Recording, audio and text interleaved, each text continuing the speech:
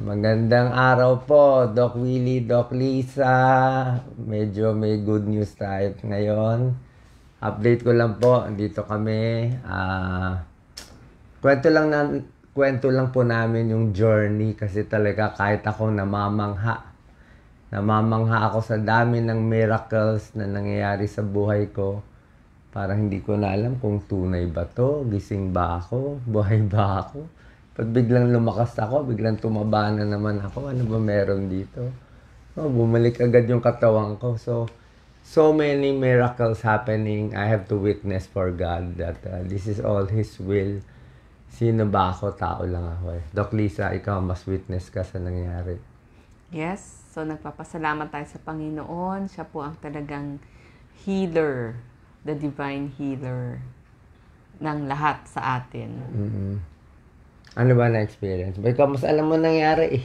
Okay. Kasi wala na ako sa sarili ko.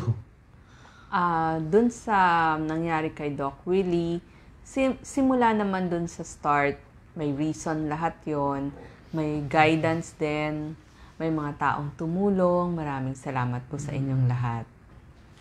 So, ang nangyari kasi talaga, 1 year na itong sumasakit dito sa tiyan ko. Pero, wala talaga akong clue itong sarcoma na to. Wala tayong risk factor. Lahat nga ng bawal ni sigarilyo, alak, barbecue, lahat wala akong kinakain doon. Super healthy talaga ako. Kaya imposible na sasabihin magkakasarcoma ka because may kinain ka. Wala talaga. Super healthy ang ginagawa ko. Kaya nung lumaki yung bukol, sabi ko, baka hindi to masamang bukol eh. Baka blessing to. Minsan yung mga cancer na yan, blessing. So, nung lumaki na lumaki, lagi ko na sinasabi sa sarili ko, may nafe-feel ako na may mission ka pa, Doc. I'm 60, I'll be 61 now this month. So, parang may mission ka pa, may gagawin ka pa sa Pilipinas. Hindi ko naman alam kung ano yun. Bigla-bigla na lang mga 2 months ago, biglang lumaki tong bukol na to. Halos puputok na siya. At nung na-admit ako nga, namanas na talaga yung buong katawan ko. Itong bukol na to, inipit lahat ng organs ko. Grabe. Inipit yung kalahati ng katawan ko. Manas na yung paa ko. Hindi na ako makalakad sa manas. Pati tiyan ko inipit. Puso ko, alam nyo yung puso ko. Puso mo nandito, di ba? Gitna. Puso ko nasa kilikili ko na. Yung puso ko, inakyat niya dito. Grabe yung bukol. Oh, kaya nung pag tinutudi echo ako sa kilikili ako, tinusabi ko nako. Tapos yung puso ko nakaipit pa yung right atrium, pisa pa. Inferior vena cava, pisa. Yung paglundok ko, pisa. Yung baga ko, may mets pa, metastasis pa, my God. May pleural effusion pa ako, baka cancer pa, may bukol pa. At pinakamatindi, kinain pa yung buto ko sa likod. Pang Saint Bernadette na to eh. Yung kay Our Lady of Lourdes, yung saint, yung babae. Bone pain yun eh, cancer pain. That's the worst pain. So, nung nandoon ako sa isang ospital, nakita ko yung gamutan natin sa Pilipinas talaga. Hindi talaga po pwede. Talagang mamamatay tayo. Ang daming kulang sa atin. Mabagal diagnosis, mabagal treatment, mabagal lahat. Kahit private mabagal lahat. Hindi, syempre, yung nurses natin, 1 year, ang daming kulang. Hindi lang sa charity patients, mas kulang pa. Kahit sa private, kulang din. Ang ma-example ko lang parang Carlos Yulo eh. Marami tayong magagaling na Carlos Yulo, pero hindi magiging gold medalist kasi nga wala tayong gamit sa Pilipinas. Swerte lang si Carlos, nakatrain siya sa Japan. So, marami tayong magagaling na doktor, pero hindi magiging Carlos Yulo kasi nga kulang tayo sa equipment sa Pilipinas, kaya yung hospital natin, kulang tayo sa mga magagandang gamot, like itong gamot na to, albumin lang to. Bira to gamitin sa atin dito, kaliwat kanan. Nasaksakan ako nito, 2 nito for 3 days. Naku, napakaganda. Mahal kung mahal, pero syempre, dapat marunong ka muna. Tsaka tayo hanap ng murang source sa ibang bansa, 'di ba? Dadalhin natin sa Pilipinas. Ito, hahatakin niya yung manas mo, ilalagay sa katawan mo, yung dugo mo, lalakas ka, tapos iihi mo lahat. Kita mo, gumanda kulay ko. Pang-anim na shot lang. Oh. Ayun, no? Biglang gumanda blood pressure ko, tanggal manas ko sa paa. Yung mga sugat-sugat ko. So, one simple medicine like this, hindi na maisip ng senador natin. Kailangan nyo ako specialist Ang dami pa. Ito mga ganitong gamot, mga Neupogen. Lalo na itong Neulastine, wala na to sa atin to. So, there are so many medicines for lymphoma, lung cancer, na dahil wala sa atin, kulang yung kaalaman, kulang yung coordination, nakita ko ang ganda ng setup dito. Madadala natin sa Pilipinas. Anyway, ang miracle is, nung nadala tayo dito, nakita ko, ang bilis ng gamutan. Oo, na-shock talaga ako. At mas na-shock ako, nung nalaman ko, puro politiko pala natin nandito. Oh my God. Doon ako naiyak. Biro mo, kayong mga politiko. Dito kayo nagpapakasasa. Sarap-sarap ng mga check-up nyo dito. Pag gawin nyo doon sa atin, mamimigay lang kayo ng bigas. My God. My God. We treat people like animals. Pinoys are not animals. Kaya wala akong nakakapagtakot Feeling ko nga sa atin noon, 3 days na lang. Sure ako, patay na ako in 3 days. But here, nung unang video ko, di ko alam kung mabubuhay ako o hindi Nag-sepsis pa ako Pero ngayon, kita mo ginawa ni God. Diba, Doc Lisa? Na-shock yung doktor ko. Sabi ng doktor ko, si Dr. Ang Peng Tiam. Napakagaling. I don't know kung makaka-consult pa kayo kasi sobra siya puno. Hindi nga siya tumatanggap ng halos new patients Patients niya, mga prime minister na, mga ganyan-ganyan na Pero, nakalusot lang ako sa kanya, ayaw pa niya ako tanggapin. Meron lang nagmakaawa sa kanya. Ang sabi sa kanya kay Dr. Ang Peng Tiam, ito si Doc Willie, isingit mo, gamutin mo. Pag ginamot mo yan, marami pa siyang tutulungang Pilipino. Kaya ako naiyak doon.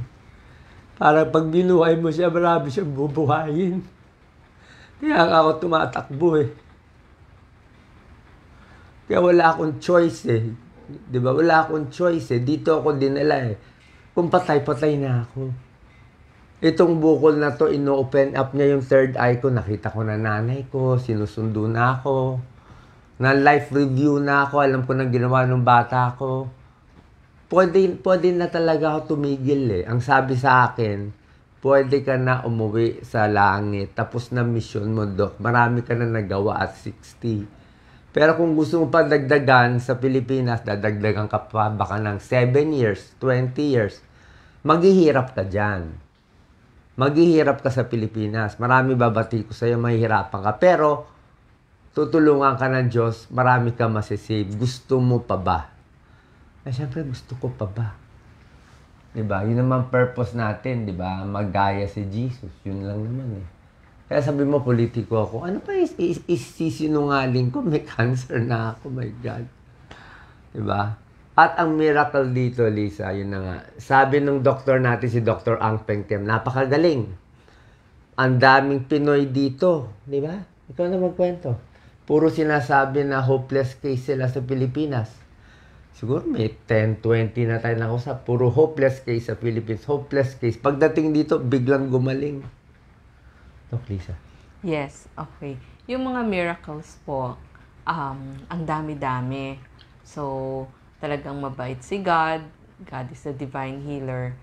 Yung una pa lang, di nagkasakit si Doc. Sabi nung kuya niya at saka ate niya, punta ka na doon. Kasi meron tayong kaibigan na gumaling doon. So, dali-dali, wala kaming dala kahit ano, lumipad kami dito.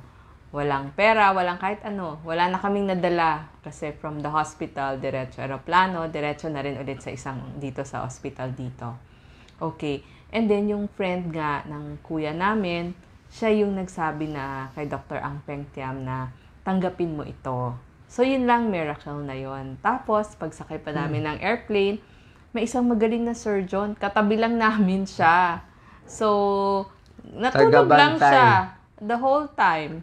Pero, syempre, mas confident ka na. Kasi may katabi kang doktor, magaling daw na surgeon yon. Narinig namin dun sa mga crew ng airplane. Ayaw kasi ako paalisin sa hospital. Sabi ko, mamamatay na ako, ayaw nyo pa ako patakasin. May tubig daw kasi ako sa baga. Bawal daw mag-airplane. Sabi ko, mga pasyente natin sa PGH, kalahating baga, may tubig naglalakad Pagbigyan mo na ako, mamamatay na ako dito sa Pilipinas. Parang tayo nakakulong. We are like in jail in the Philippines. 'Di ba? Kasi iba yung gamutan talaga sa ibang bansa. Kailangan ma-apply natin. Gagawa tayo ng setup, ma-apply natin. Libo-libo mabubuhay. Hindi siya simple. You have to trust me. I got the brains to do it. If God gives me the time, I will do it.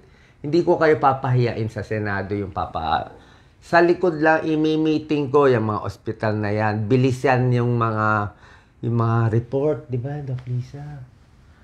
Huwag naman maghihintay ng pathology report na 2 weeks, 1 month, patay na yung pasyente. Di ba? Di ba? Hindi na aabot yung pasyente. Anyway, ano nga yung kinakwento? Okay, so, ang second po, na miracle doon, napunta tayo sa isang magaling na doktor at magaling na ospital. So, lahat sila, yung mga Pinoys dito, sinasabi, isa ho yan sa pinakamagaling dito. So, dali-dali, ginawa lahat ng laboratory, lahat may resulta agad. Ang bilis. Tapos, gamutan dito, mabilis. Miracle na po yun. Kasi every hour, every minute counts. Bawat segundo na nandyan yung hindi magandang bukol sa katawan natin. Siyempre, iikot yung mga bad cells na yon sa ating dugo at pwede siyang magkalat sa iba't ibang lugar. Okay? And, isa pa pong miracle, lahat ng masalubong ko, nung una, mahina pa si Doc, sabi namin, wag muna siyang mag-vlog. And then, nung sabi niya, hindi, kailangan malaman nila, nasan ako, ba't hindi ako nakakagawa ng mga vlogs. Dati, almost everyday, nagpa-vlog si Doc. So, nung sinabi niya, lahat nagdasal. So, yun lang, third miracle na. Malaki masyado. Imagine, i-storm mo yung heaven para kay Doc. Lahat sila nagpipray. Sabi ko, Doc, ngayon ako nakakita. Parang buong Pilipinas. Lahat ng kaibigan natin, kakilala. Kakilala dito sa Facebook, sa YouTube. Pinagdadasal ka. Di ba, kung tutuusin, konti lang naman ng kamag-anak natin. Tsaka yung talagang personal na kaibigan. Pero sa'yo, ang dami-dami nila. Lahat ng masalubong ko, pag lumabas ako dyan sa kalye, praying for Doc. So, siguro, talagang papakinggan ng Panginoon. Pati yung mga kaibigan namin, nagpunta sa Fatima, nagtirik ng kandila, nagpamisa, kapitbahay, ka-village, lahat po. Nagdasal, nagpamisa, nagtirik ng kandila. Maraming salamat. And then, so, 2 cycles na of chemo. So, sabi ng doktor, ni Dr. Ang, okay, hindi pwedeng laboratory lang. Kailangan actual. So, eto na yung PET scan. So, lumabas na ho yung resulta ng PET scan. Kasi doon sa Manila, so, doon sa mga CT scan, MRI, sabi na, it's around mga 16 cm. So, dito po, nung unang dating dinayoris muna or pinaihi or tinanggal muna lahat ng tubig sa katawan ni Doc. 22 Tsaka pounds in-scan, of water. Opo. So, dito lumabas 13 by 13 by 13. So, yung 16, after tanggalin yung mga water, 13 by 13 by 13. 13 centimeter yung bukol. cm, yes. So, after 2 cycles of chemo, o ibig sabihin, nung gamutan, nakadalawang cycles na, so that's 6 weeks after, ito na yung tunay. So, lumabas nga po last Explain week. ko muna. Bago binigay yung gamutan, nag-sorry pa yung doktor na magaling sa akin, si Dr. Ang Peng Tiam. Sabi niya, Doc Willie, I am very sorry you have a very bad cancer. Sabi niya. Sabi niya, itong cancer mo, bihira gumaling. Bihira mag-respond. Sabi niya, sana lymphoma na lang. Sana lang cancer na lang. Sana wag sarcoma. Wala daw. Bihira. Kung liliit man daw, baka 10% lang. Kasi ang gamutan sa buong mundo daw ay sobrang konti lang. Kaya nung lumabas yung result, na-shock siya. Na-shock siya. Nalagay ko 60%. Actually, around 50% reduction pala. Opo. Mapakita mo yung So, result. it's a nerve sheath sarcoma, sabi ng Rare. doktor. Opo, medyo rare yun. 10% of the sarcomas nerve sheath. So, mabilis lumaki. Tiyatanong nga, marami bang bukol-bukol dati? Sabi ko, wala naman kaming neurofibromatosis, yung mga bukol-bukol sa katawan. Doon napapansin ko lang, parang laging maraming kuntil si Doc. Lahat So, mo oo, pero lahat naman tayo may kuntil. But probably, yun daw yung most common. Or kundi, baka walang dahilan. Okay, so paglabas, post natin ang itong PET scan, result. titignan mo pala yung umiilaw. So yung umiilaw, yun yung gusto mong tanggalin o patayin ng mga gamot. Kaya chemo means chemicals or gamot pangpatay dun sa mga bad cells. Okay, so yun na nga. Yung result na lang. Oo. Sabihin mo na lang. So, yung laki, kasi yung labas naman daw noon, mga dead cells na. So, yung umiilaw, lumiit. Sabi niya, yung SUV max, 6.5, dati daw 12. So, almost nangalahati. Tsaka ang maganda, SUV yung max. mga lung nodules, hindi daw siya umiilaw. Ibig sabihin, Yung kalat sa baga. Oo. May kalat. Kaya nga stage 4 ako eh. Stage 4 ako. so, hindi daw siya... Dito bali walang stage 4. Oo. So, ito yung drawing. Sige, Opo. ano yung dating Ito. ilaw? Ito yung malaking ilaw. Ito yung malaking ilaw dati. Yung may Kita mo. arrow. Ito yung buong bukol. Yung bukol, parang mga patay-patay na yan. Dugo-dugo na yan eh. Oo. Pero itong may ilaw, yan ang galit. Yan yung buhay. Yan ang buhay na talagang laki na laki. Pati yung buto ko kinain. Grabe naman talaga ito. Pati buto ko. Kita mo ang ilaw niya ngayon. Biglang lumiit. Oo. So, maigi na lang Tapos, po. ang sabi ng doktor sa akin, ni Dr. Ang, kala ko sasabihin niya, ang ganda na gamutan ko. Alam mo sabi niya? God loves you. Sabi niya, God loves you. Ulit siya na ulit. Parang ngayon lang daw siya nakakita na lumiit. Hindi siya makapaniwala. Sabi niya, paano ka magkakaroon ng 17 million followers? Eh, sa Singapore, 6 million lang population namin. Sabi ko, interviewin kita minsan, tuturuan mo kami sa Pilipinas. Paano yung ganda ng setup mo? Tsaka ito, ang galing ng setup ng doktor ko. Nandito lang siya. Anytime I can text him. Oh. Tinext ko na may rashes ako sa paa. Oh. In 15 minutes, tinawagan na niya yung dermatologist niya. May gamot na ako para sa paa. Siya na tumawag sa dermatologist in 15 minutes. Kasi high-tech na ngayon eh. High-tech Diba? lang sila. Picturean mo Viber lang, lang. ibibigay sa doktor, may sagot Kaya agad niya bigay yung doktor. cellphone niya sa 1,000 patients or 2,000. Meron silang setup, napakaganda. Ang bilis. Sabi ko, ba't ang ganda ng gamutan niyo dito? Parang miracle. Yung speed nila. Tsaka yung coordination ng doktor. Tayo, makikita ka ng first day ng doktor o dadalaw, re-repair second day, third day, fourth day. Titingin ka na lang sa pader at sa pintuan at naghihintay ng wala. Diba? Marami tayong kulang. Marami tayong mabagal.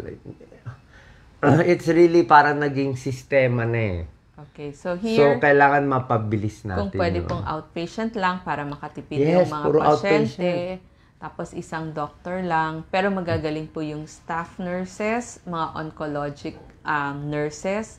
Kasi magagaling na sila. Talagang hasa sila sa pagbigay ng mga gamot. Kasi hindi naman basta-basta mag-alaga ng mga cancer patients. Tsaka yung mga tanong nyo, alam nila sagutin and i-explain. Pero, syempre, ang paggaling dahil nga sa panalangin ng mga tao sa Panginoon. Sa inyo. Kayo to. Yes. Meron kayong na ano. Tsaka syempre, ayoko naman ako lang gagaling. Pinapag-guilty nyo ako, sino ba ako, di ba? Dasal kayo ng dasal, bibigyan nyo ako ng isang dasal, di papalitan ko na 100. Kung 1 million kayo, di 100 million babalik, papagod ako dun. So, I mean, ako ready to go na ako. Life is short, di ba? Buhay, patay.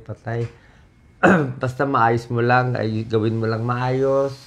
Bahala na Diyos, bahala na si San Pedro, I know where I'm going. Pero ngayon, mukhang binubuhay tayo. Tsaka isa pa pala, pag ito sa mga pag may bukol ka pala, parang nag-open yung utak mo eh. Parang, minsan may magsasabi sa akin na inumin mo tong ano na yan. Parang may nagbubulong eh. Parang may mga angel na inumin mo itong gatas na to na may pampalakas. Kailangan mo yan ngayon, dehydrated ka.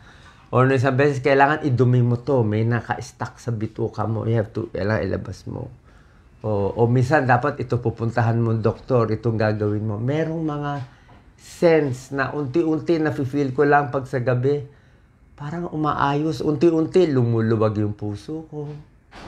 Lumawag na yung sa pag-ihi ko. Unti-unti, namamagic. May init na dumarating. Sabi nila, prayers daw yun eh.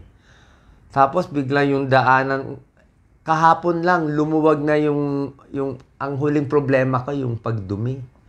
Dahil sa laki ng bukol na andon, yung bituka ko naipit, yung small intestine. Ayaw lumabas yung utot, ayaw lumabas yung dumi. Kahapon, last 2 days, labas na lahat. Grabe. Baka kumakain kayo maselan, pero iba ang lumabas sa akin. Parang hindi na siya normal. Parang cancer cells ang lumabas eh. Parang cancer cells ang lumabas. Ibang klase. Parang, yan ang sinabi, labas mo lahat ng dumi. Kain ka ng kain. Yan pala ang tip ko sa cancer patients. Kahit ano, kainin nyo. You have to fight. Diba? Kasi pag wala kang kakainin, wala tayong panlaban. Ang source lang natin pagkain. Kung gatas, tubig, ano pa ba, tokwa, ano pa ba mga, kung ano malasahan nyo, kahit lechon, kahit ano pwede, basta kumain kayo, may laban. Kasi nung time na hindi ako kumain, doon ako na-admit eh. Nung nag-neutropenic sepsis ako. Kasi nga, yung panlasa natin, iba.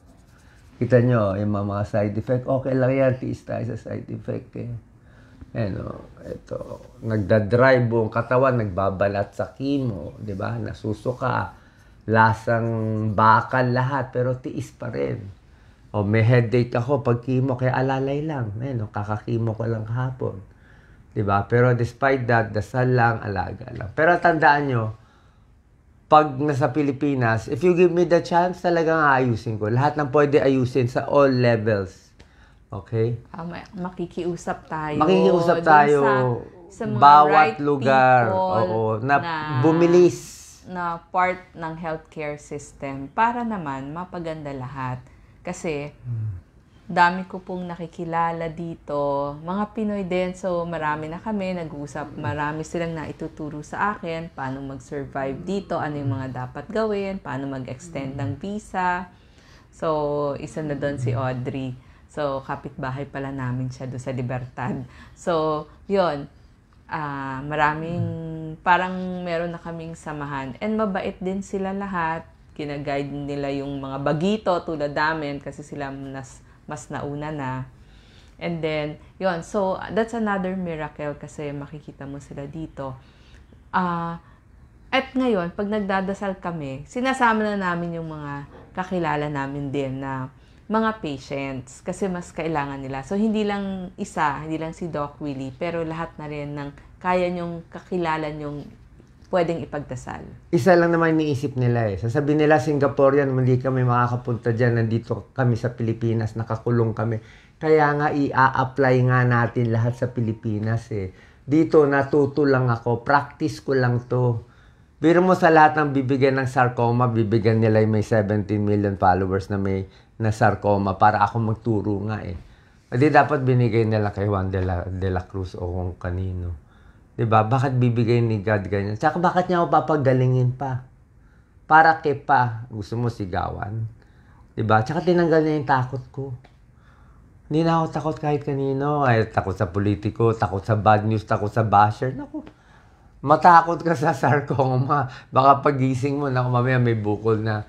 Kaya mahirap mag-wish ng masama kasi this is the worst that can happen. I mean, yung mga politiko natin ang gusto pa magtagal, magpayaman. Ako, pag may sakit kayo, wala nang iisipin na yun. Isipin mo lang, mabubuhay ka ba next week? Ano plano mo next week? O, huwag kayong masyado magplano. Ano ba sabi sa Bible? Huwag ka magplano ng 2 years, 3 years. eat, drink, be merry, tomorrow you shall die. Diba? Hindi mo alam ang buhay natin. Kaya, second life ko na to.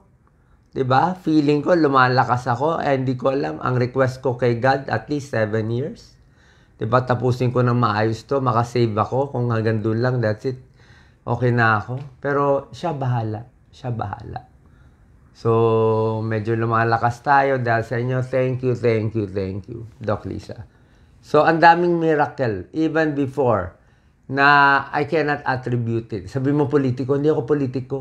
Win or lose, this is God's miracle. Alam ko hindi ito uso. Alam ko ano gusto ng Pilipino eh. Yung para manalo. Alam ko style eh.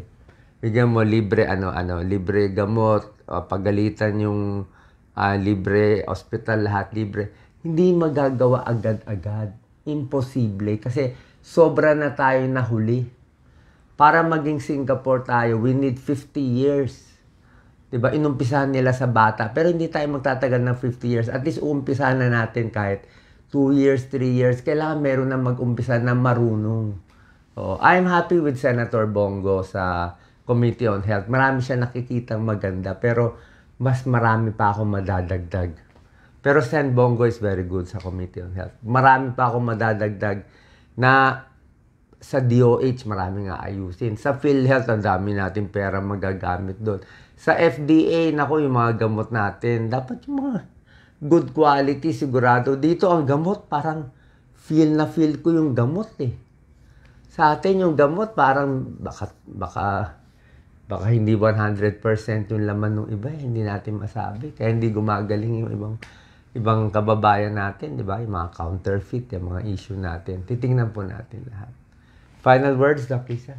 Yes, dun sa mga relatives ng mga patients. Oo, laban lang. Laban lang. And syempre, mas maging mabait tayo kasi hindi natin alam yung mga nasasalubong natin. Baka may pinagdadaanan din sila. So, yung kindness natin, ikalat din natin. And pray for other people also. Tsaka maganda na namang ginawa ko. Wala naman ako inaway na politiko. Wala naman ako kahit ano sa kanila. Kanino ka kaalyado, Doc? Wala. Sa Diyos and me. Win or lose. Kaya kita mo yung mga political commentator, hindi tayo pinapansin. Isip nila yan, si Doc Willie, imposible manalo yan. Imposible. Imposible daw manalo ang Diyos. Kasi masyado na nakorap yung ulo ng kahit mga commentaries natin. Sasabihin, wala na yan. Iba na ngayon, pera-pera na, bayad-bayad na, di ba? Magkano na ba ngayon? 1,500 per vote? 3,000 per vote? Diba, yan na lang. Okay na sa mga Filipino voters. Ngayon daw ang corrupt eh. Okay na daw eh. Basta magbibigay ng pera. Basta may ayuda. Ganun na ba tayo kababa? Diba? Is this not God's call? Diba? Na magtinu-tinu naman. Malay mo, baka number 12 tayo. Baka lumampas pa tayo sa number 12. Mas shock sila. Diba? Baka maraming magbalik sa simbahan. Marami magbalik sa mosque. Lahat, any religion is okay. Muslim, Catholic, Hindu, Buddhism. Basta nagdarasal sa paniniwala mo, re-respetuhin po natin. God bless you. I just want to thank everyone. Not for me. Kayo po, pagalingin nyo rin sarili nyo. Kung naggawa ko, I'm sure magagawa nyo rin. Ha? Diba? Sa maayos na paraan. Doc Lisa. Yes, so prayers lang po. Prayers sa family natin. Yun ang purpose natin here in life, to support yung family natin. Wag ho natin kakalimutan yun. Okay. And then second, yung neighbors natin, yung nakikita natin. Actually, natatakot ako magsabi nung una na may sakit ako. Alam bakit? Kasi pag politiko nagsabi, sasabihin, buhay pa ba yan? Dapat matagal na patay yan. Di ba laging ganun sila? Yun ang ine-expect ko, na buhay ka pa papatay. Anyway, sa akin, kahit pa paano, marami naman ang nagbubuhay kaysa pumapatay. Pero wag naman natin ganunin yung mga ibang politiko. Hindi rin naman maganda. Wag naman ganun. Wag na mag-bash. Kasi, no need eh. No need. Hayaan mo na sila. I-pray na lang natin. Pray na lang natin sila, ha? God bless you. Thank you.